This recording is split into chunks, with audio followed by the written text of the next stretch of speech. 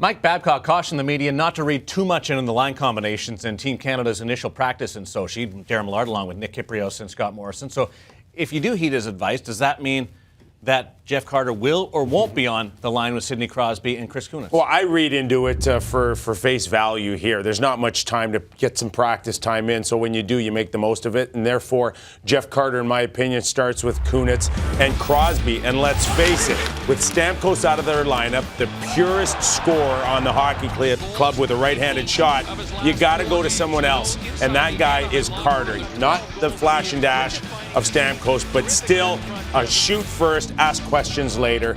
And if they can strike some magic early, he stays. If not, then it goes to what he said, and that might be a very short leash. And then you go to your options. Well, and they like his speed too, Nick. And one thing Mike Babcock talked about is with the LA Kings, Jeff Carter is a shooter predominantly. And he said if he starts passing the puck back to Sidney Crosby, he won't be playing on that line very long. Yeah, and still, he's got the option of Marty St. Louis out there. It wasn't a given that he was going to replace Stamkos on that line.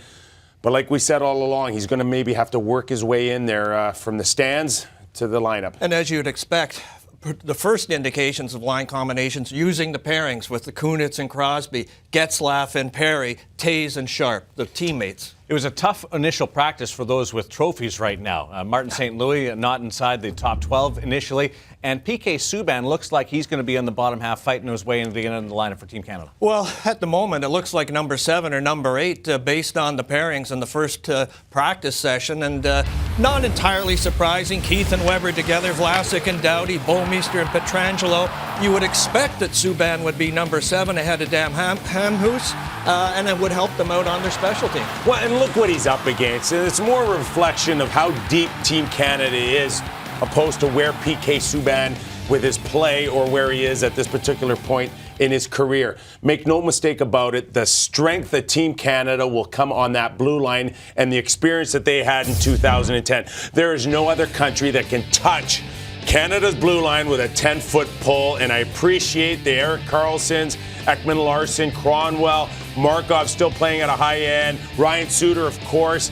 Great, but the depth is not there, and that's something that PK has to fight against. Great opening weekend for Canada. Traditionally, Canadians try to get through a slow start for the Canadian Olympic team by saying, wait till the men's hockey starts. That's a different story right now in Sochi. There's pressure on the boys to keep the momentum going, and that starts on Thursday.